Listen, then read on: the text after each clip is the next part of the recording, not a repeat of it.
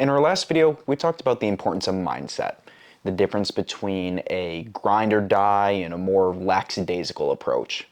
But in this one, we're going to be talking about inspiration, how it served us as kids, how we lost it as adults, and how to get it back. That's probably going to lead you to thrusting swords through carabiners in the middle of a Planet Fitness. So, without further ado, let's just get into it. I don't think it's a surprise to anyone that I love superheroes, and they're just as much of an inspiration to me now as they were when I was little. After all, that's why I started in karate, was I desperately wanted to be the Green Power Ranger. And, that's perfectly normal. That's how kids learn. Imitation through inspiration. I wanted to be a Power Ranger, started in karate, learn from the black belts and instructors around me. And, over time, kids will move from wanting to be these fantastical, larger-than-life, superheroes or, fictional beings as a whole into something like maybe a sports star, an athlete, or an actor of some sort. And then, as you get older, your job starts boggling you down. Education becomes more forefront, less time is spent on whimsy. You end up losing that larger-than-life feeling. After all, life is big enough as it is and kind of scary. Why would you seek out more? And unfortunately, in that death of inspiration, we start seeing the very dead end and largely superficial goals emerge, at least from a physical and, I would argue, mental standpoint as well. If you're not aiming to be large in life, if you're not trying to push the boundaries of what is possible, it becomes very difficult to stick with your goals. After all, in current society, if we're talking about physical training, there's not a huge need to be physically fit. I mean, I train to pick up 300-pound bags of sand. That's my current behemoth that I'm working on. And you know what I'm probably never going to have to do in my life? Pick up 300 pounds of sand in one go. I mean, it's just not realistic. Sure, it helps my back, it helps me to stay strong, helps my grappling, but it's not something that's vital. So then the question becomes, why would any adults want to train something that's as difficult as lifting a 300-pound sandbag when it's not important?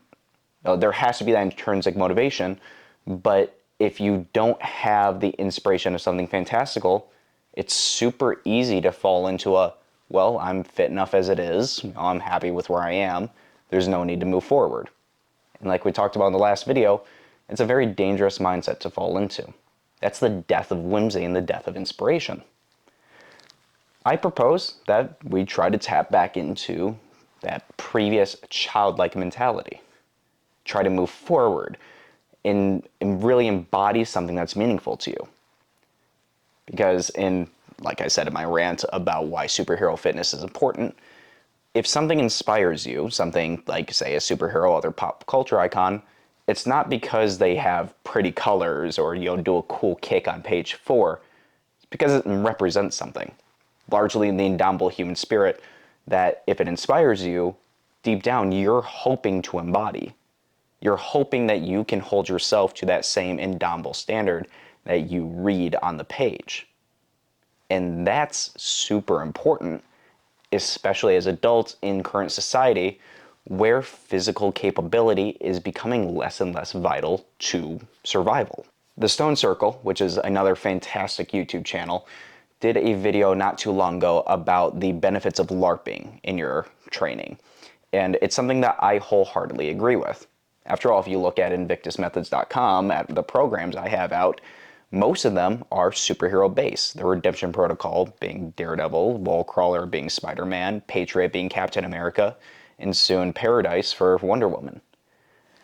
In these routines, I don't just have random workouts that'll get you approximately in the shape of whatever actor last played them on screen, because that's boring and it doesn't mean anything. I mean, if you like Captain America, it's not because it's Chris Evans. It's because it's Captain America. And I think that LARPing or role-playing in general, at least mentally in your training, is one of the most crucial things you can do for training longevity. After all, if Batman wouldn't quit and you want to be Batman, you can't quit. It's right there. That's your role model. Now, a lot of people say, well, that's stupid. These people aren't real. Like, these role models are literally unobtainable. Find someone who is real. And I think they kind of miss the point. I mean, real people are fallible. They can betray you, whether through lies, if it's an actor, or even someone you know, or just through falling off on their own merits and not keeping true to their own word.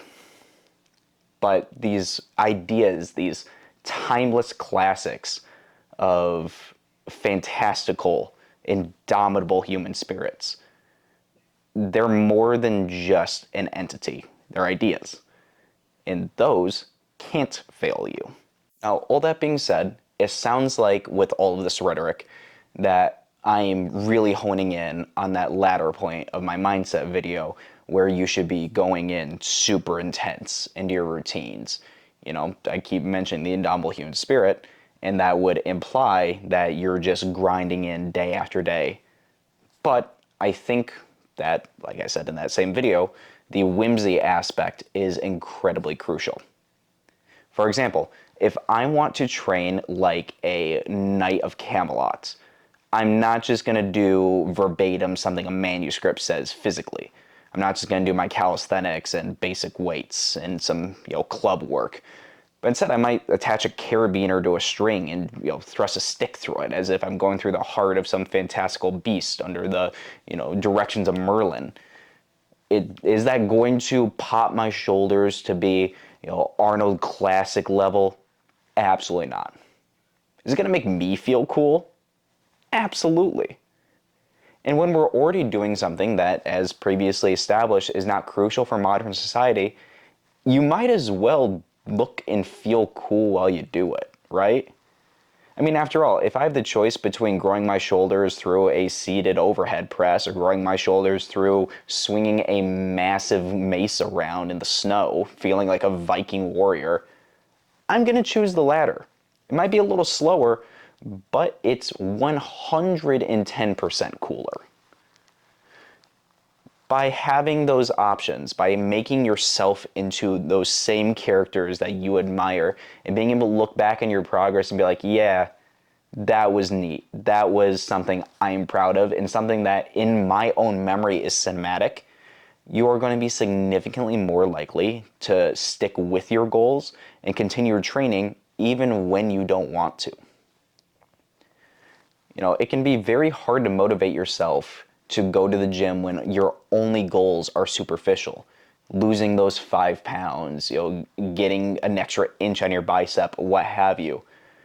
But if your goal is to have the ability to kill a dragon, that's a lot more inspiring.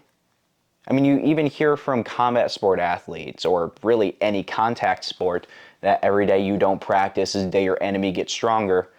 That's the same kind of fantastical role play that thinking about killing a dragon is, right? Because people are fallible. If you're sleeping, your opponent's probably sleeping too.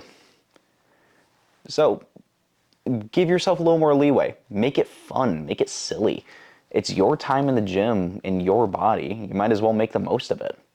No one should be able to tell you how to spend your time if you're training, working hard, and having fun all at once. Not to mention, if you fully embody a character, it is a gateway drug into actually understanding how programming works and being able to be self-sufficient in your own routines. After all, if you want to work out like Spider-Man, you should be looking at routines that have things like 5 sets of 5 barbell bicep curls and saying, you know what, I don't think Peter Parker's doing that. And then you know what you need. It's truly that simple. A little bit of common sense based on your goal setting. With that Spider-Man example, you know that you'll need to do vaulting, jumping, and picking up the Wallcrawler Protocol from the link in the description. Being able to stick to that mentality and fine-tune and learn from not only those characters but yourself is going to be vital not only to your physical health, but I think also your self-discovery. which will help mentally and physically and spiritually, all at the same time. Knowing what reacts well to you, what's meaningful to you physically, is something that not many people think about accomplishing. I mean, it goes back to this whole feeling of inspiration that if you're exploring things much like a kid would, much like a child, mimicking and imitating and trying to learn, you're going to develop a deeper sense of self-mastery that will free you from just being a prisoner in some flesh conglomerate. You're more than the sum of your parts, and by learning how to coordinate all of it, you're going to be happier, you're going to be more fulfilled, and the inspiration is going to pay off and be a positive feedback loop instead of just exercise being, a punishment to be healthy. It's very sad that way. I don't want that for you. But those are just my thoughts. Let me know in the comments below how important you think inspiration is. Is it some fleeting nonsense and you should be driven by only the discipline of perseverance?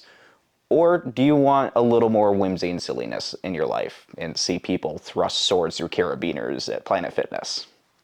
I know I'm in the latter, but I might also be in the minority. If you like this video, we upload usually every week. Took a week off because I was a little sick, but we cover superhero fitness, training philosophy, tool highlights. We're going to be doing body part isolation and some other talks just like this.